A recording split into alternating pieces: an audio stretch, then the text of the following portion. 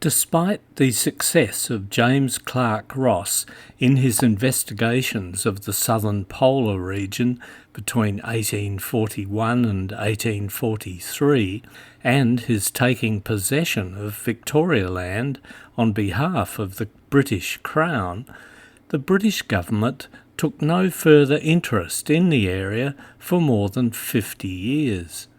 The global circumnavigation by HMS Challenger between 1872 and 1876 was a scientific expedition that laid the foundation of oceanographic research.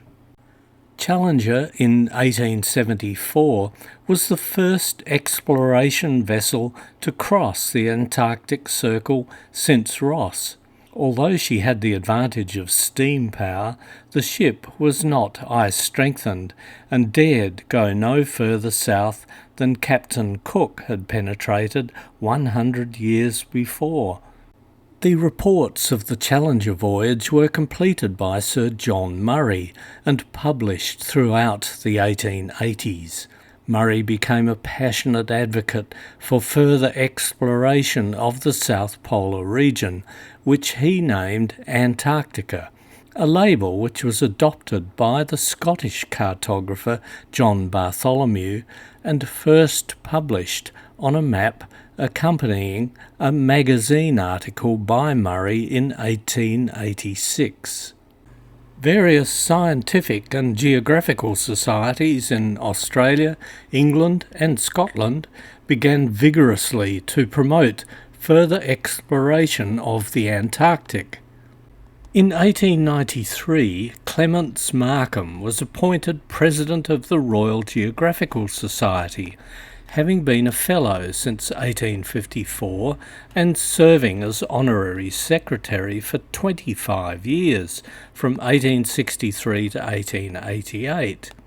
Shortly after his accession to the presidency, Markham was made Knight Commander of the Order of the Bath and became Sir Clements Markham. Markham was well qualified for the job.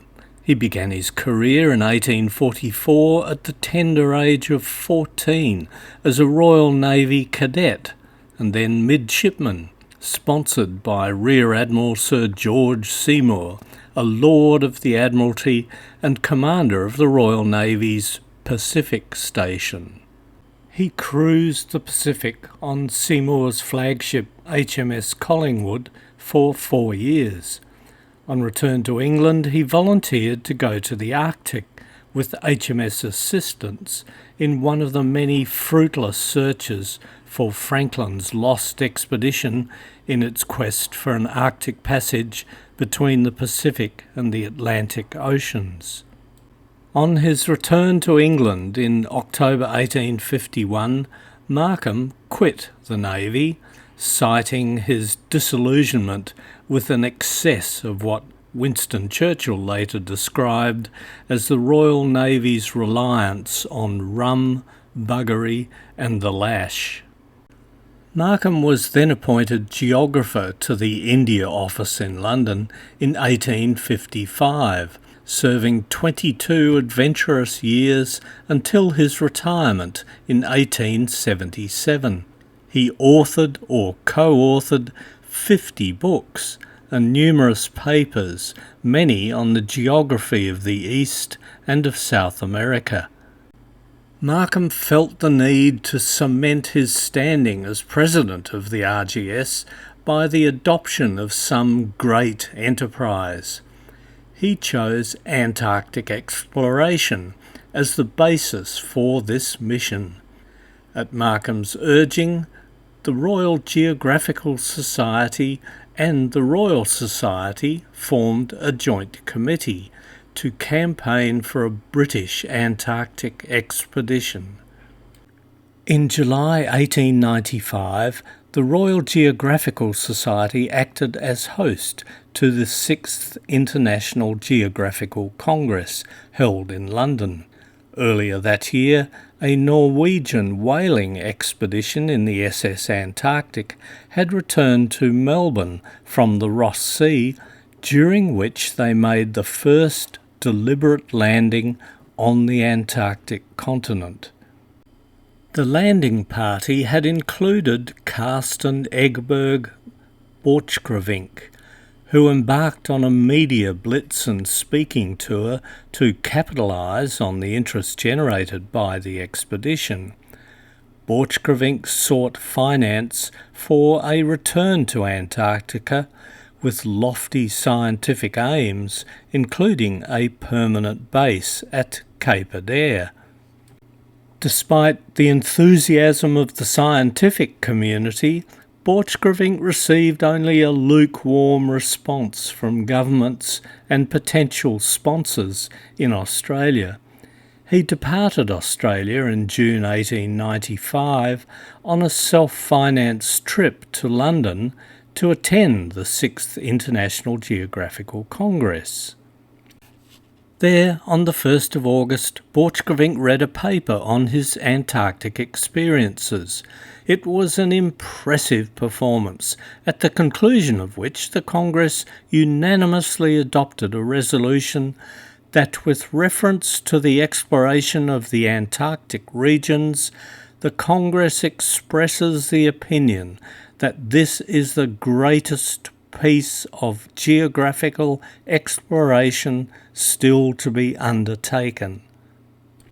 Sir Clements Markham seized on Borchgrevink's popularity to push for government support for his cherished British Antarctic expedition, but his arguments fell on deaf ears.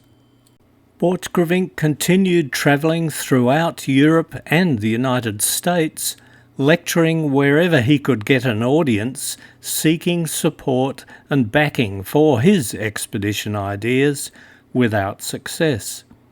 This was apparently all done using his own finances.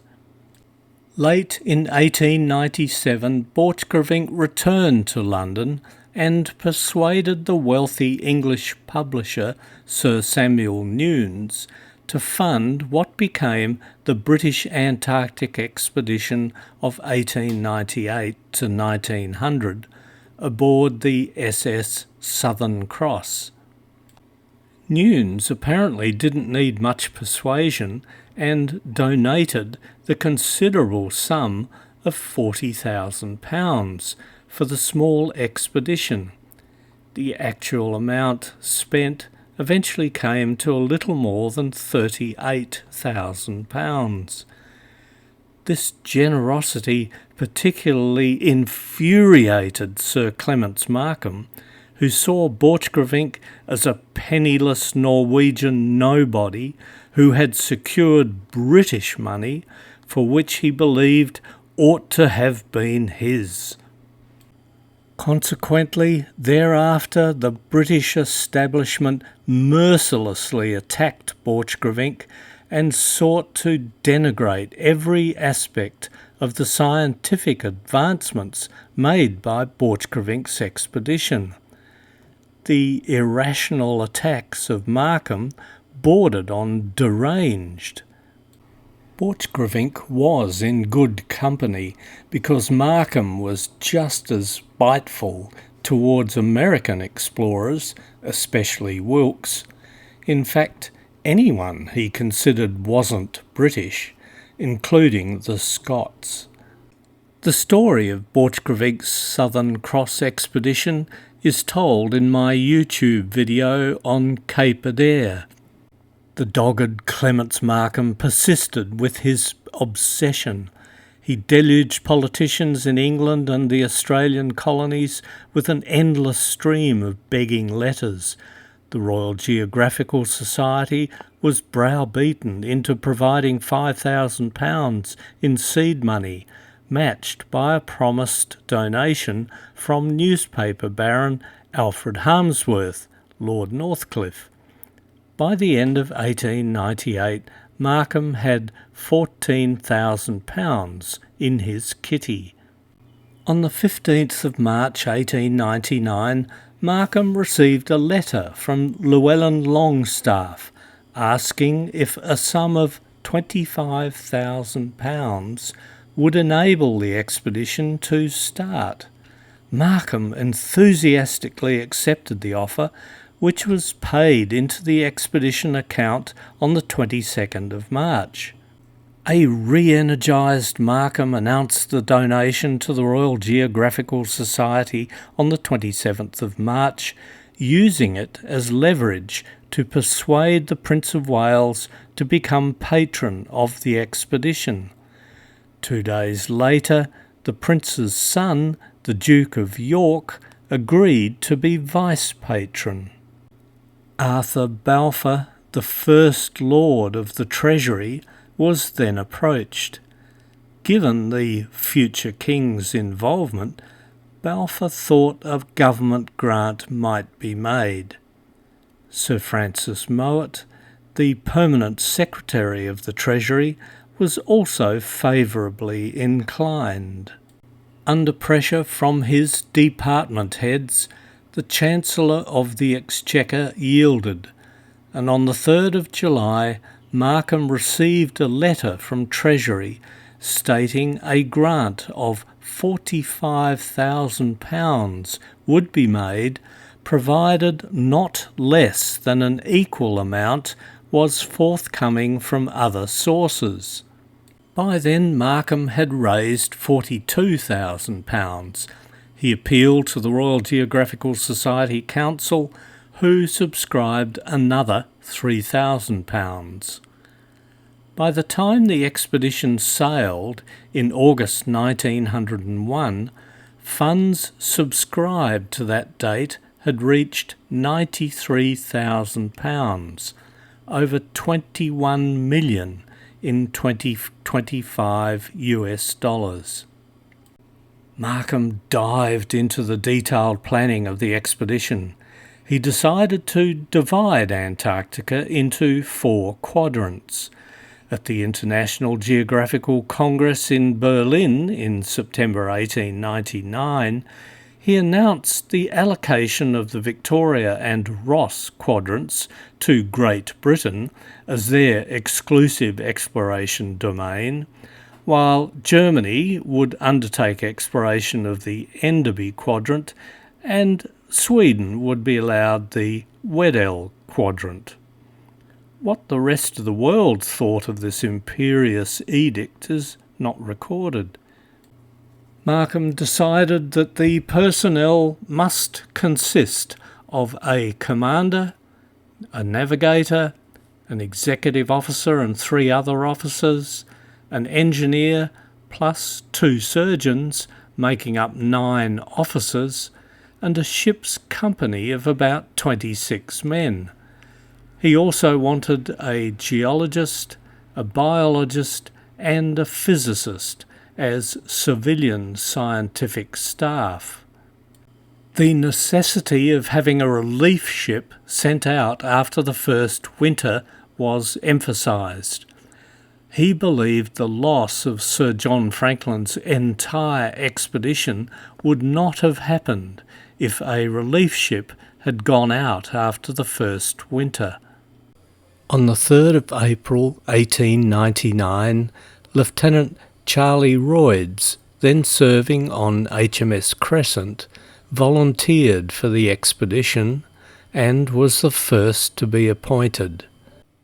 Robert Falcon Scott, at that time a torpedo lieutenant on HMS Majestic, visited Markham on the 5th of June 1899 and offered his services as commander of the expedition.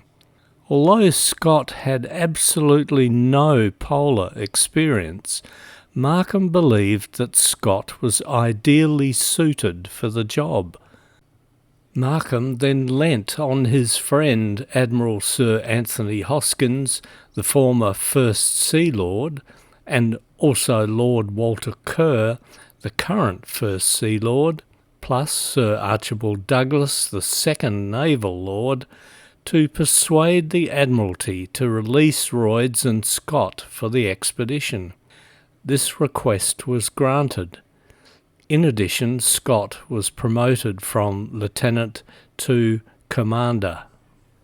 Sub-Lieutenant Albert Armitage, who had extensive polar experience, was appointed by Markham, at Alfred Harmsworth's insistence, as second in command, and promoted to full lieutenant in the Royal Naval Reserve.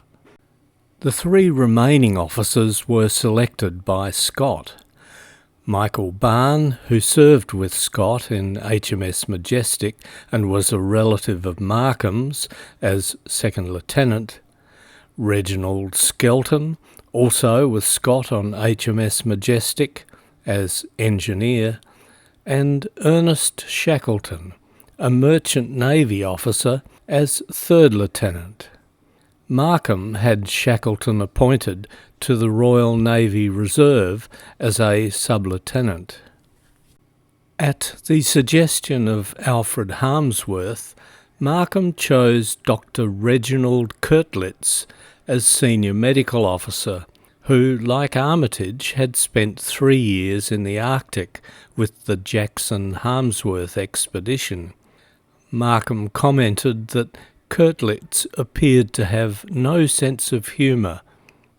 Major General Sir Charles Wilson wrote to Markham to recommend his nephew, Dr. Edward Wilson, for the post of assistant surgeon.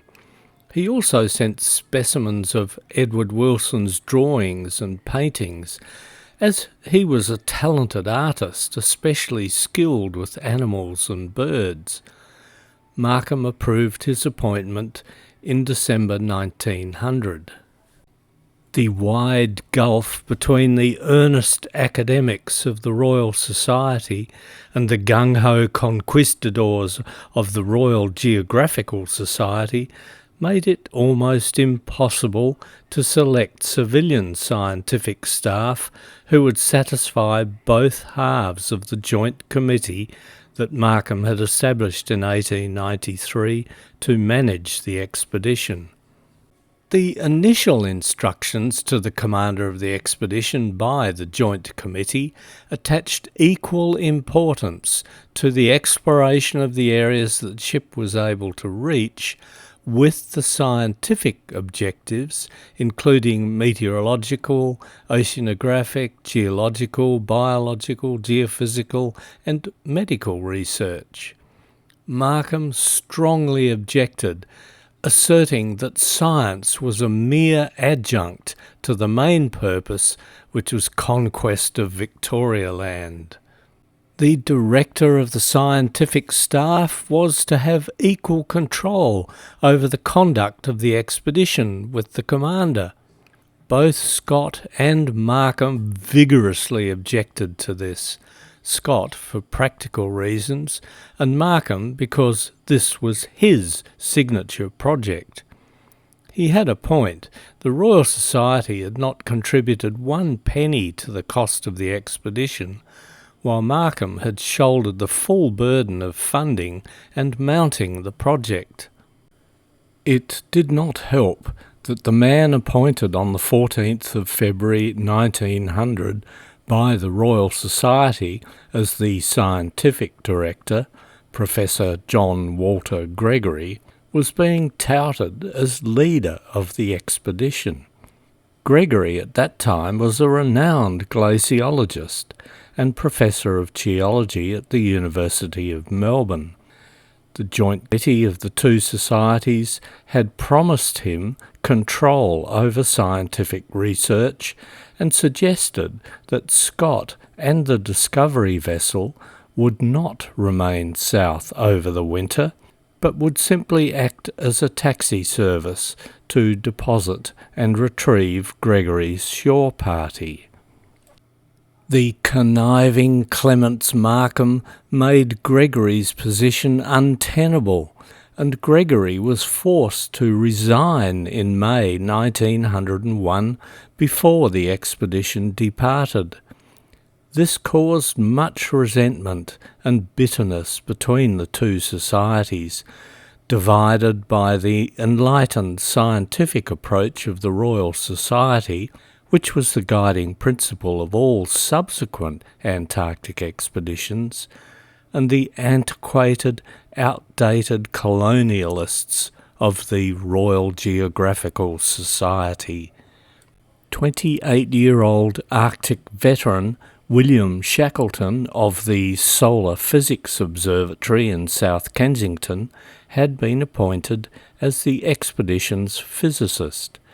He was highly respected and renowned for, in 1896, being the first to photograph the solar corona. William Shackleton sided with Gregory. 3 days before the Discovery sailed on the 31st of July 1901, Shackleton was sacked on the spurious grounds that he had bad teeth. Markham replaced him with 25-year-old Louis Bernacchi, who had spent the winter on Cape Adare with Borchgrevink's Southern Cross expedition. Bernacchi is often erroneously claimed to be Australian, but he was born in a suburb of Brussels to a Belgian father and a Flemish mother. The family moved to Maria Island off the east coast of Tasmania when Louis was 8. Louis moved to England prior to 1900 and never became a naturalised Australian, instead being granted English citizenship in 1904. Bernacchi was experienced with the standard magnetic instruments, but needed training and practice in the use of the new instruments, the Lloyd Creek Dip Circle and the Eschenhagen magnetometer. Bernacchi was told to report to the National Physical Laboratory in Kew for training and use of the magnetometer on the 15th of August, but it had been delivered without the instructions. This precipitated a lightning trip to Potsdam to meet Professor Max Eschenhagen and learn the operations of his magnetometer. To rectify his ignorance of seismology, he also visited Professor John Milne, inventor of the seismograph, at his home and observatory on the Isle of Wight. Bernacchi was still in training when the Discovery embarked, so he stayed behind, later joining the fast mail steamer Cuzco to catch the Discovery in Melbourne.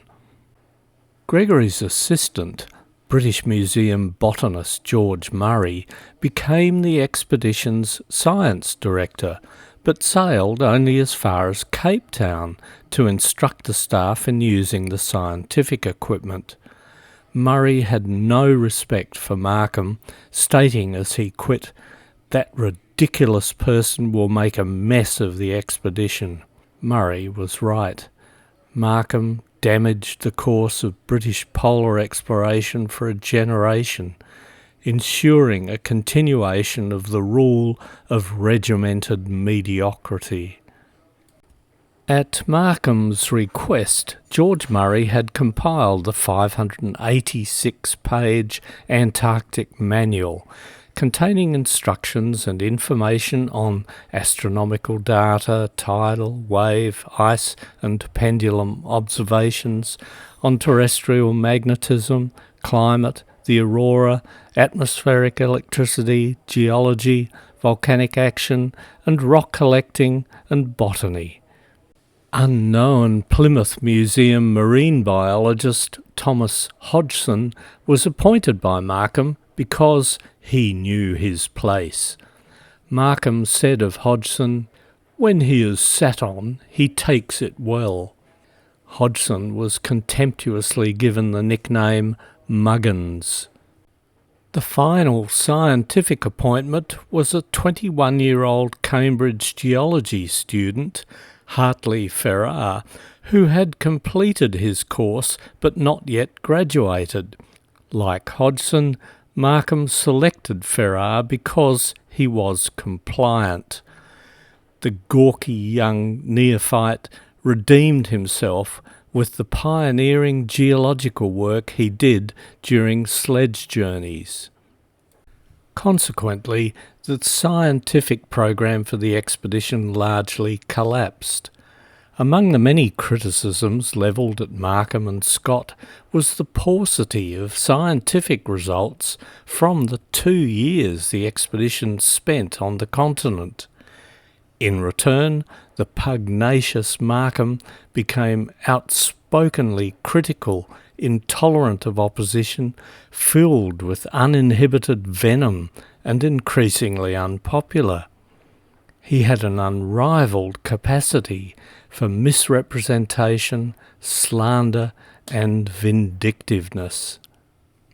Despite the importance placed by the Royal Navy on meteorological observations, no qualified meteorologist was appointed to the expedition. Dr. Hugh Mill, the Royal Geographical Society librarian and a meteorologist, volunteered to travel with the Discovery as far as Madeira in order to train some of the staff in basic meteorological data collection. While engaged in his machinations to destroy the scientific credibility of the expedition, Markham had also been busy micromanaging the design and construction of the expedition's ship.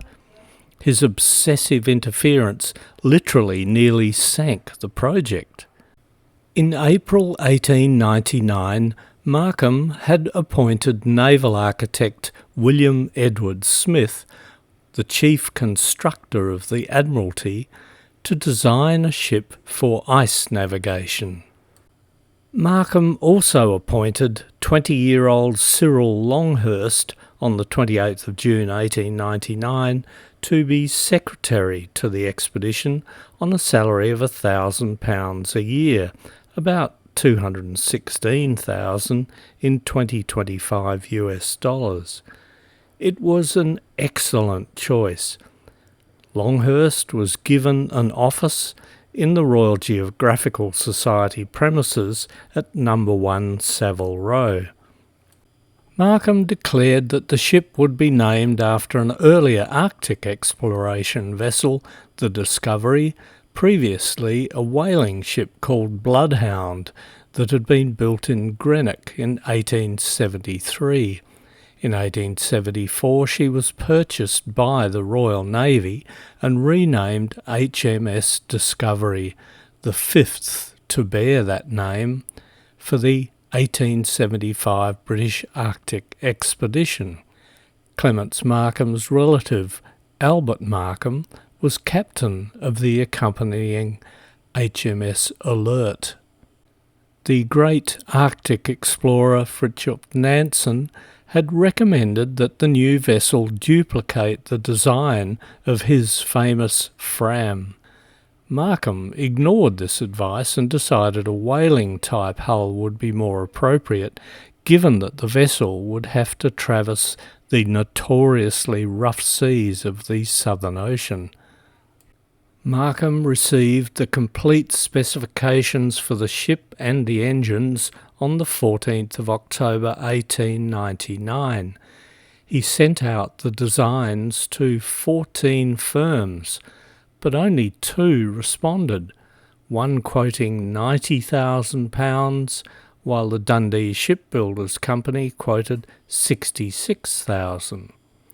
Markham negotiated this bid down to £34,000 for the ship and £9,700 for the engines.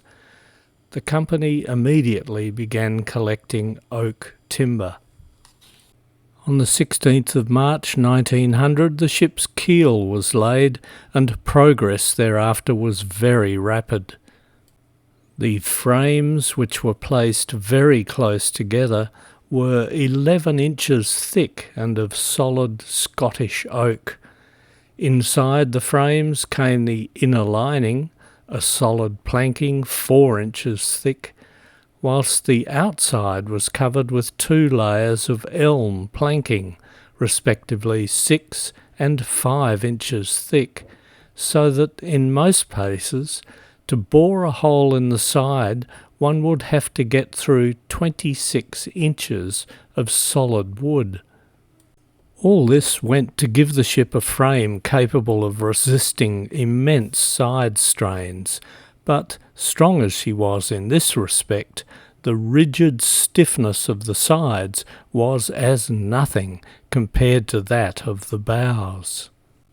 The keel at the fore end of the ship gradually grew thicker until it rose in an enormous mass of solid wood which constituted the bow. No single tree could provide the wood for such a stem, but several trees were used, cunningly scarfed, to provide the equivalent of a solid block. In further preparation for the battle with ice floes, the stem itself and the bow for 3 or 4 feet on either side were protected with numerous steel plates. On charging the pack ice, the stem of the ship glided upwards until the iron-shod bows were raised 2 or 3 feet. Then the weight of the ship acting downwards would crack the ice beneath, in a technique which icebreakers today still employ. The bow would drop, and gradually the ship would forge ahead.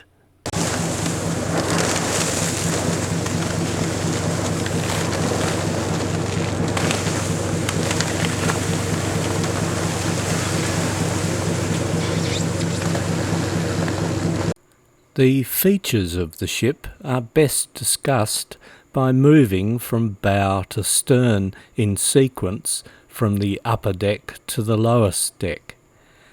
The original steam yacht Discovery has undergone a series of alterations, beginning in 1905 when she was stripped out for the carriage of cargo and became SS Discovery. Again in 1923 with an extensive refit to become a Royal Research Ship as RRS Discovery, and subsequently in 2007 to 2009, with another ongoing restoration commencing in 2024. Hence, the ship on display in Dundee is not quite the same as the Discovery of Robert Falcon Scott, although the restoration work is endeavouring to replicate much of the original vessel and its layout. Using the original blueprints as best I can, I shall endeavour to take you through Discovery as it was for the 1901 to 1904 expedition, starting with the forecastle. Where possible, I use the Marine Architects Convention where the bow is always to the right on diagrams. In most 19th century sailing ships, the forecastle housed the crew and also the galley. However, the forecastle in the steam yacht Discovery contained a powerful steam winch, driven by its own boiler, to raise and lower the anchors and also drive a capstan. Thus it likely was used for storage of chains and ropes and perhaps some sails. A hoist was mounted on the deck over the forecastle to lift the anchors onto this deck for storage rather than have them flapping against the bow. When they reached Antarctica, a portable windmill was mounted onto this deck, driving a supplementary dynamo generating electricity to light the 85 lamps throughout the ship and save coal used to drive the main generator in the engine room. It was a pet project of Markham and Scott. Louis Bernacchi, the only member of the crew who had experienced an Antarctic winter, knew the windmill was far too flimsy to survive the furious Antarctic gales. Chief Engineer Skelton and his assistant, Delbridge, spent endless hours from February to April erecting the structure once the ship was firmly in place in Antarctica, and then trying to fix the temperamental windmill, which only ever produced electricity spasmodically. On the 13th of April 1902, only 2 months into their winter sojourn, a strong gust bent and twisted the sails and the frame of the windmill. Scott raged about in a panic, shouting at Delbridge and blaming the engineers for the failure, although the windmill was clearly unsuitable for Antarctica. Skelton and Delbridge did their best to repair the damage throughout April. It was almost ready to restart by the beginning of May. At 7 p.m. on the 2nd of May, another fierce gust broke the fan completely off the mast and tossed it onto the forecastle.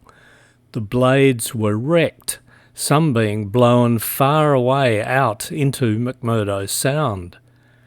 Scott finally conceded that the windmill was beyond repair, much to Skelton's relief. Moving astern of the forecastle, a covered companionway between the foremast and the bridge protected 2 sets of stairs. One led to the galley, the other went down to the crew space. The magnetic observatory was fitted onto the upper deck behind and under the bridge wings.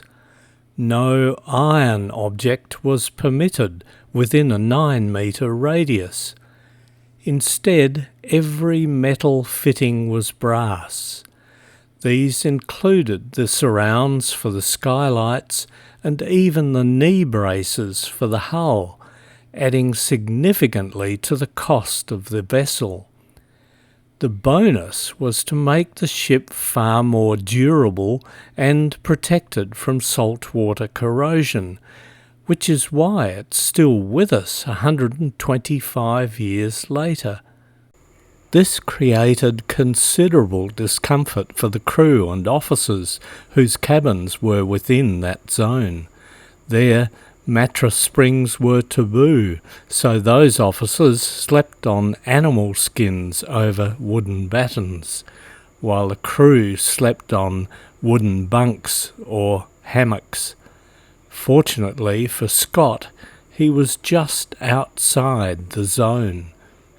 Even the wardroom upholstery buttons were made of brass or pewter. The heating stoves were made of phosphor bronze, but found to be inadequate to handle the heat of burning coal. Why was so much attention and expense lavished on a humble magnetic observatory? To answer that, I need to divert into a little scientific explanation.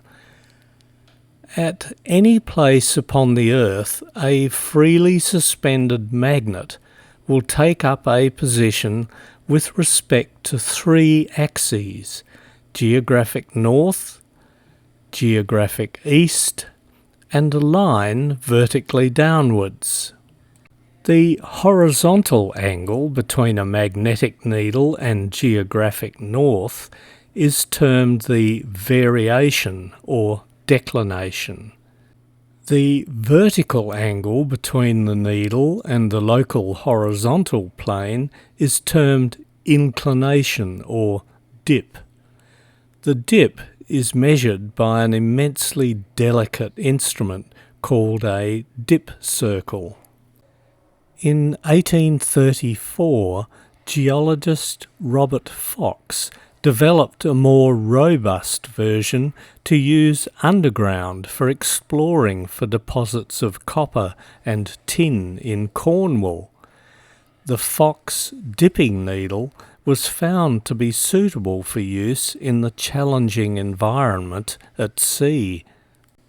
Magnetic lines of force are imaginary lines used to visualize the direction and strength of a magnetic field, essentially showing the path a tiny magnetic needle would follow if placed within the field. They always extend from the north pole of a magnet to the south pole and never cross each other, with denser lines indicating a stronger magnetic field. The magnetic field of our planet Earth is driven by the Earth's inner core, which is a ball of solid iron about 1,200 kilometres in diameter, surrounded by a liquid outer core, mostly of iron and nickel. These act as a giant magnet. Currents in the liquid core cause irregularities in the magnetic field, which, combined with the Earth's rotation, constantly alter the magnetic lines of force, manifested by the movement of the north and the south magnetic poles. Since it was first located in 1831, the North Magnetic Pole has drifted more than 1,100 kilometres towards the geographic North Pole, while the South Magnetic Pole has drifted even further in the same period away from the geographic South Pole. This irregular drift of the magnetic poles created serious problems for the 18th and 19th century navigators, reliant, as they were, on the magnetic compass. In the early 1800s, the magnetic elements across much of the inhabited world had been mapped, and magnetic observatories were being established worldwide. However, values were ill-defined across the oceans, as few ships sailed with equipment for collecting magnetic data, nor were measurements easily made on board a vessel underway. Hence the emphasis placed on the collection of magnetic data. Markham cynically used this to rope in the Royal Society as principal scientific advisors to the government to be joint sponsors of his expedition. However, Markham refused to fund the processing of the data collected over 3 years by the expedition, resulting in an almost complete lack of magnetic information being published.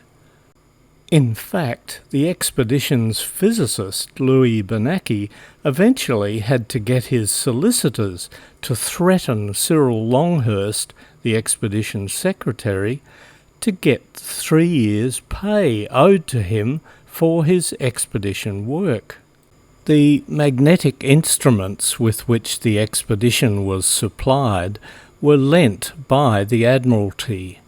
They were supposed to be the zenith of quality instruments for the task of determining magnetic variation, declination and intensity.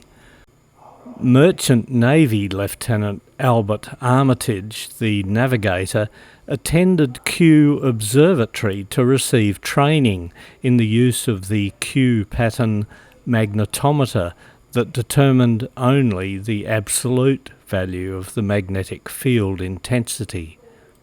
Observations were made at sea by Armitage in the Magnetic Observatory using the Kew magnetometers and the Fox dip circles for the determination of magnetic dip and force.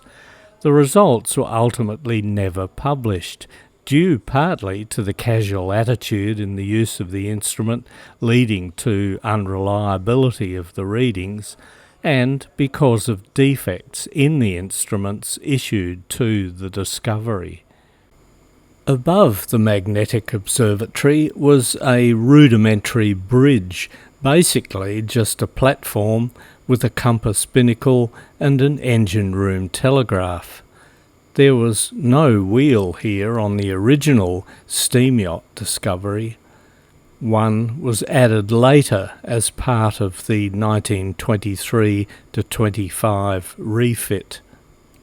Alongside the magnetic observatory, there was a laboratory and store for the dredging equipment on the starboard side, and a biological laboratory on the port side. Astern of the magnetic observatory, a companionway led down to the wardroom lobby. A set of skylights provided light to the wardroom. Above these, 4 lifeboats were mounted on a frame, located between the mainmast and the bridge. A locker for spare anchors and gear astern of the mainmast sat in front of the funnel mounting, with powerful winches for the sail yards attached to each side. The funnel had a hinged base, so it could be laid flat to make way for an extra large sail rigged from the mizzenmast. There's no record of this facility ever being used during Scott's expedition. From the funnel to the stern, and well outside the iron-free zone, was reserved for all the machinery: boilers, engines, propeller, rudder, as well as all the machinery to drive and steer the ship. A small deckhouse covered the entrance to the machinery spaces, while above this the ship's 2 whaleboats were mounted on a frame situated between the main and the mizzen masts. Like all sailing ships, the steering wheel was mounted at the stern. Directly connected to the rudder by a chain mechanism, it must have taken considerable strength to make major changes to course. Here is a photo of the wheel deck under construction in 1900, showing the double wheels that allowed up to 4 crew to wrestle the rudder if necessary. A relaxed Third Officer Ernest Shackleton, with his arm draped over the wheel, shows that perhaps a turn at the helm was not always a massive test of strength. The shape of the stern was also a very important consideration. The stern overhangs to a greater extent than in any former polar vessel, in order to give better protection to the rudder post and the screw. Both the propeller and the rudder could be detached and hoisted up through the decks at the stern to prevent ice damage using a steam winch. This video shows the procedure being used on the restored Discovery at Dundee, albeit with a shore-based crane.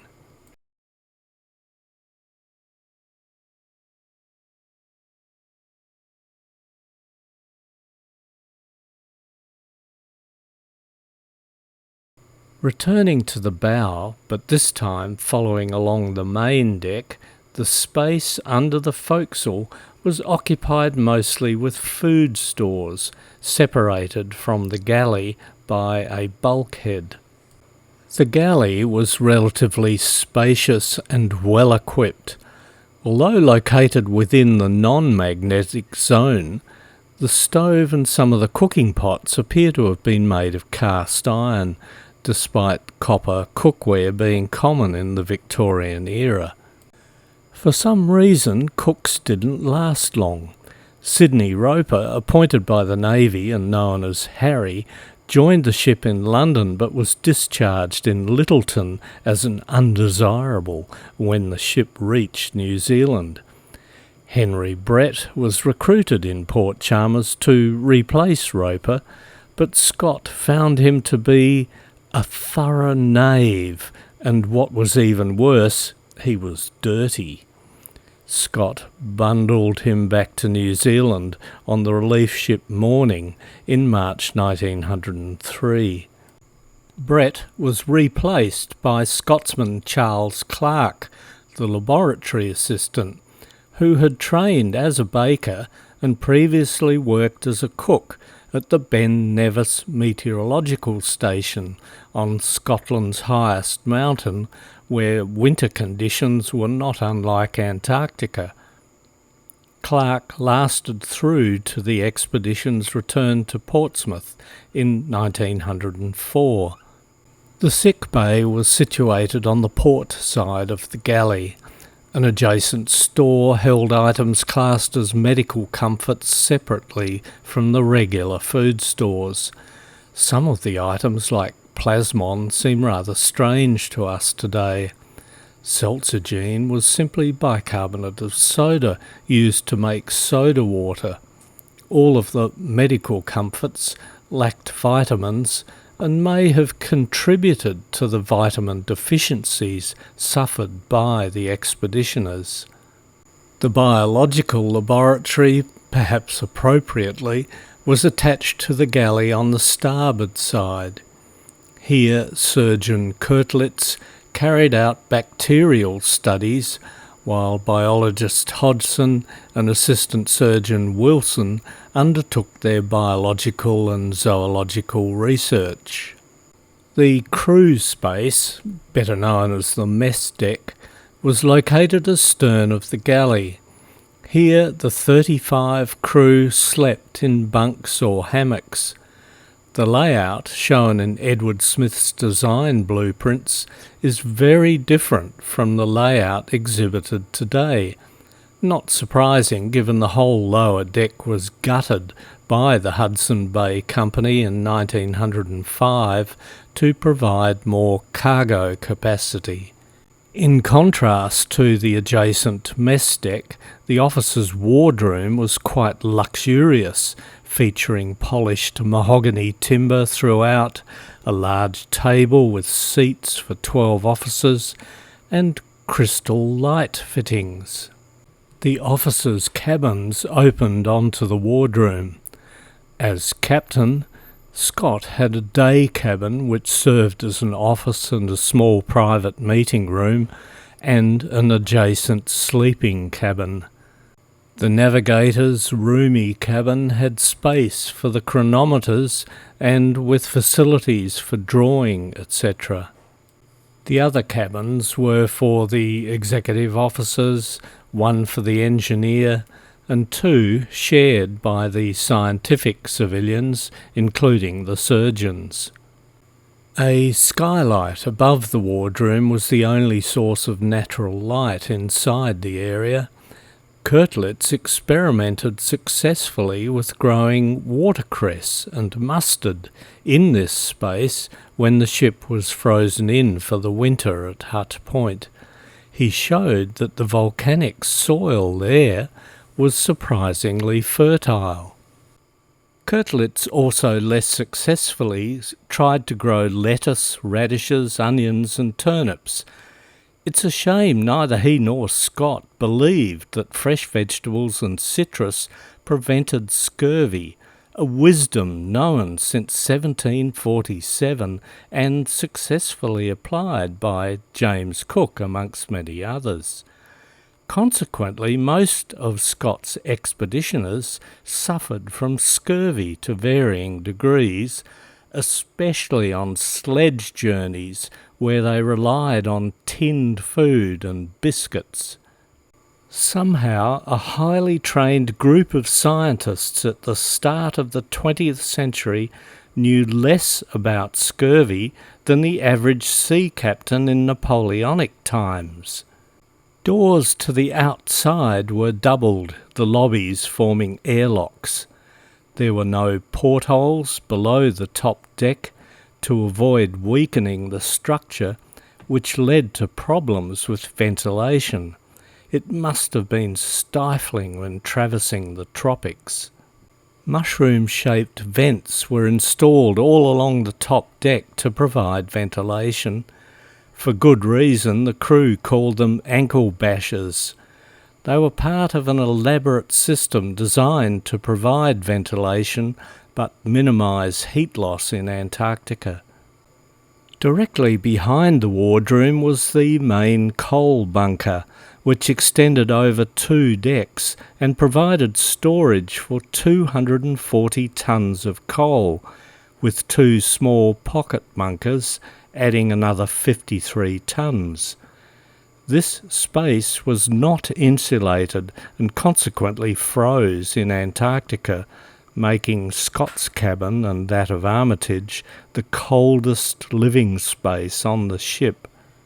When Discovery left Port Chalmers, New Zealand, for Antarctica, she was laden with 335 tons of coal, 293 in the bunkers, and 42 tons in bags stored on the deck along with other deck cargo. The coal fed the 2 boilers for the steam engine. These were the latest return tube marine boiler design, efficient and economical in both coal and water consumption, producing 150 pounds per square inch or 1,034 kilopascals of steam pressure.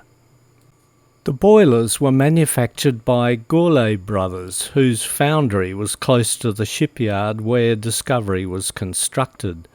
They were installed after the Discovery was launched in March 1901. In 1874, Scotsman Alexander Carnegie Kirk invented the triple expansion steam engine.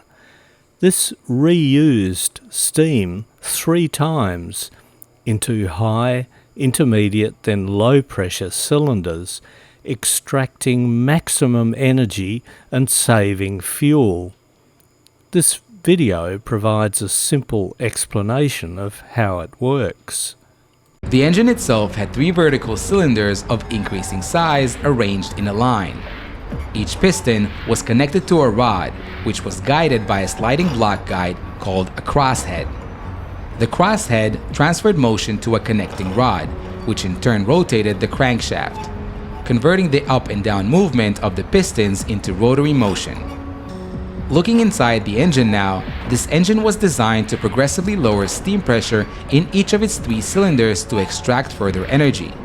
Each cylinder had its own valve that controlled the flow of steam in and out by moving up and down. These valves were operated by rods driven by eccentrics, or circular discs, mounted off-center on the crankshaft. High-pressure steam from the boiler first enters the steam chest of the smallest high-pressure cylinder. When the valve is in its lowest position, steam flows into the cylinder and pushes the piston downward. As the piston moves, the valve begins to rise, cutting off the flow of additional steam. The steam already inside continues to expand, driving the piston to the end of its stroke. At the end of the stroke, the valve reaches its highest position, allowing the now lower pressure steam to exit the high pressure cylinder and flow into the steam chest of the intermediate pressure cylinder. There, the cycle repeats. Steam pushes the intermediate pressure piston, expands, and then exits. Finally, the exhaust from the intermediate pressure cylinder enters the largest low pressure cylinder, where the same cycle occurs once more before the steam is exhausted into the condenser. Discovery's triple expansion engine was designed by Royal Navy Engineer Commander Percy Marrick. It developed 450 nominal horsepower, or 336 kilowatts, with 570 indicated horsepower, that's 425 kilowatts, at 150 pounds per square inch, or a bit over 1,000 kilopascals steam pressure, driving 95 revolutions on the prop. Like the boilers, it was built by Gourlay Brothers. The engine cost £11,634, about 1/4 of the total cost of the ship. It drove a 2-bladed propeller or screw at a maximum 95 revs per minute, driving the ship at a maximum design speed of 9 knots, rarely if ever achieved.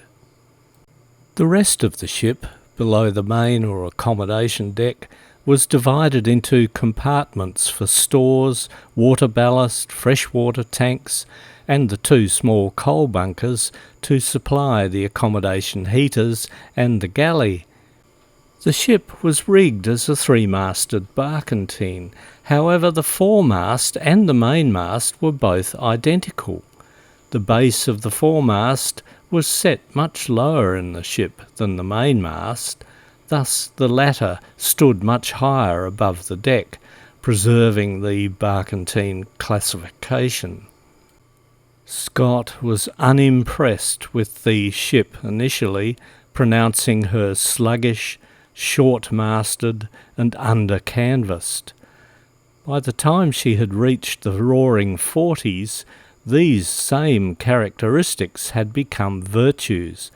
She could sail through the worst gales with a considerable amount of canvas aloft in winds that would have stripped the sails from more conventional ships.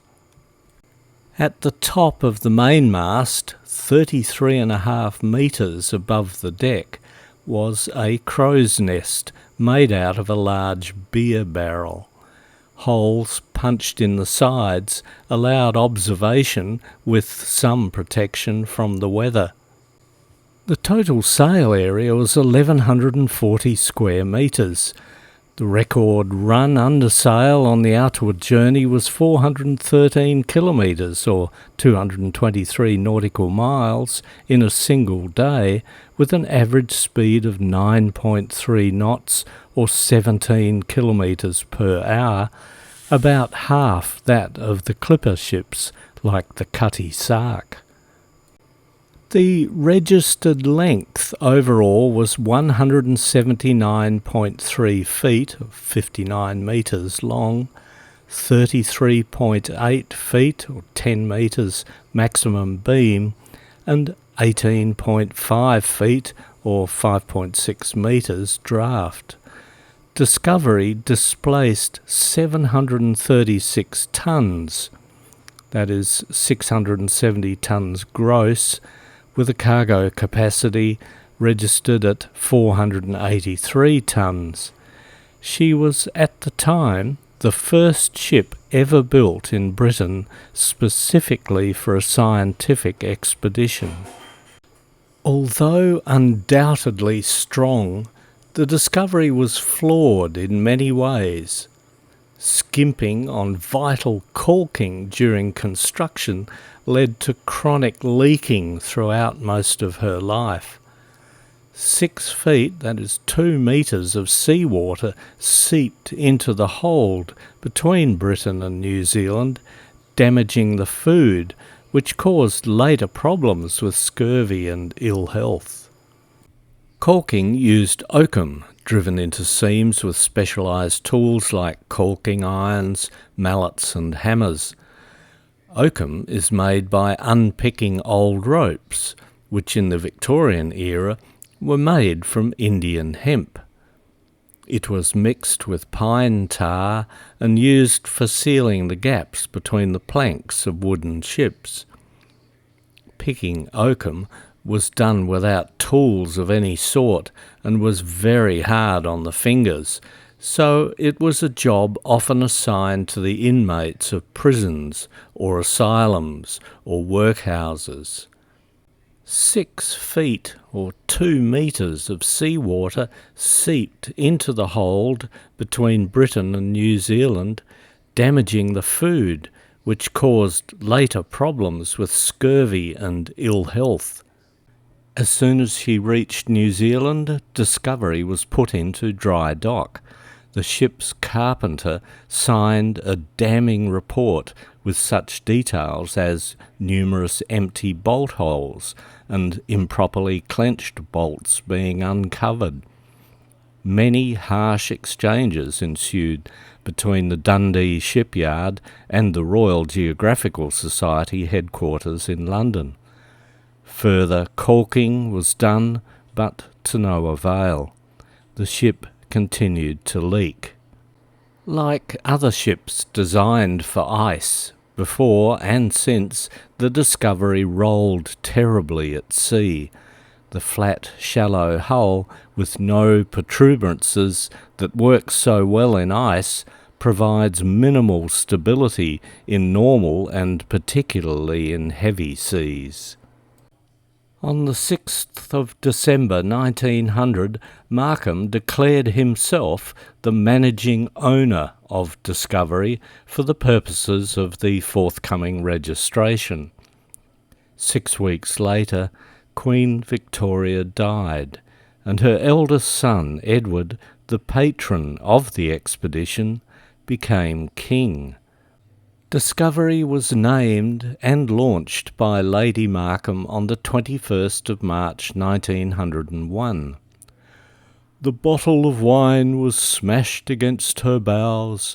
There was a pause of 2 minutes, and then the good ship Discovery glided into the sea, a beautiful sight, amidst tremendous cheers, the strongest ship ever launched, and the first built specially for exploring work in this country, Clements Markham recorded in his diary. The dignitaries then retired to the pub for a free lunch, paid for by the builder, while the workers went back to work. Mind you, the nobs had to sit through 22 interminable speeches and accompanying toasts. Meanwhile, Discovery was towed around to the adjacent fitting-out wharf, where she spent the next 6 weeks. The engine and boilers were hoisted on board and installed, followed by stepping of the masts and installation of the rigging. During the first trial trip on the Firth of Tay on the 14th of May 1901, the ship reached a maximum speed of 8.8 knots under steam. 3 days later, King Edward VII agreed to continue as patron.